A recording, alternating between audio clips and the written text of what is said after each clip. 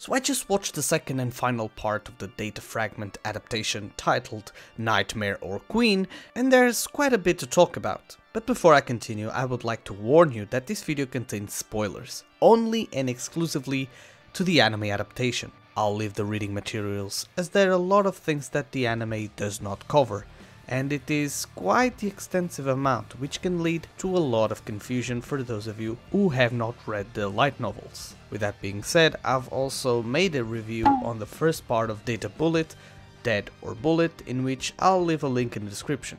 I think it's best if you go check out that video first and then come back to this one.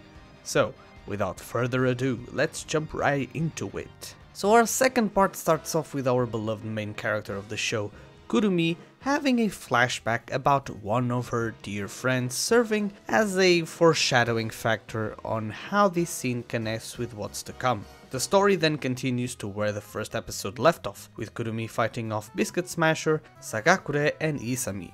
However, in the midst of the confusion, Kurumi is interrupted by the mysterious white-haired girl, aka Hibiki Higoromo, and both of them escape, leaving the fight between the big katana girl and the young ninja warrior. In the process of escaping, they then meet the White Cat. You know, the one that made the appearance in the beginning of the first episode. The White Cat then runs off to some place where there's this note saying, "Save me."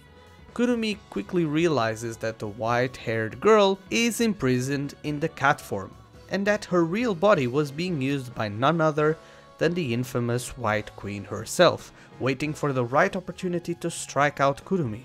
The battle then starts between these two characters, but not long enough before it is interrupted once again by Sagakure and the Biscuit Smasher, only to fall soon after by the overwhelming power of Queen. Once these two characters are out of the way, the climax of the show arrives with the final battle between Kurumi and White Queen. For those of you who did not realize it, the fight in the cathedral that you witness in the first episode is none other than the same scene in the beginning of the first one. After an amazing display of fighting abilities, with great animation, the White Queen reveals her true identity, being none other than one of Kurumi's best friend, the one that we see in the beginning of the episode. As a side note, the White Queen, also known as the ruler of the quasi-spirits, was before known as Sawa Yamauchi, Kurumi's childhood friend, that had been killed by Kurumi herself in her previous life. I won't go into full explanations, but to just give you a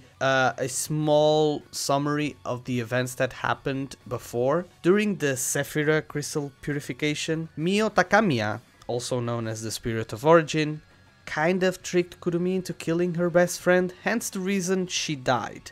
Of course, Sawa did not fully understand Kurumi's intentions, as you saw in the episode, you know, for being killed by her best friend. She was then filled with hate towards Kurumi and literally towards everything else. She became a huge threat in the neighboring world for wanting to conquer everything for the sake of love, becoming the White Queen due to the power Kurumi had rejected. Hence the reason she's also called the inversed Kurumi, because she has basically the same features as Kurumi, only in a white colored form. The fight comes to a close as Kurumi uses her fourth bullet ability, Dalet, by reversing the trajectory of her bullet, killing the White Queen in the process.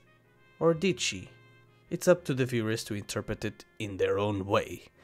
Overall, I believe this episode was as consistent as the first episode, at least animation wise, with good quality art style and design. I really enjoyed the soundtrack from Data Bullet, especially dedicated to Kurumi and this small adaptation. The voice acting was also very consistent, but pretty much like the first episode, there were a lot of things left behind when it comes to the lore, to the different characters' backgrounds, and to the aftermath itself. It is unsurprising, due to the number of episode restrictions, there would be simply too much information to fill in. But I took it as it was fun, enjoyable, and a great display of action and fan service, because Kurumi is one of the community's favorite, with good reason. I mean, her design is perfect, the voice acting it's amazing, and to be honest, I was happy with the two episodes.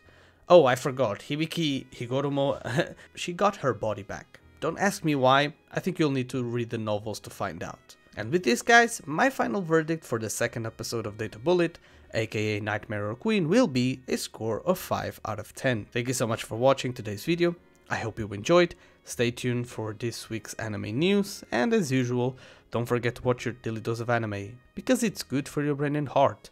Take care, and I'll see all my beloved weeps in the next video.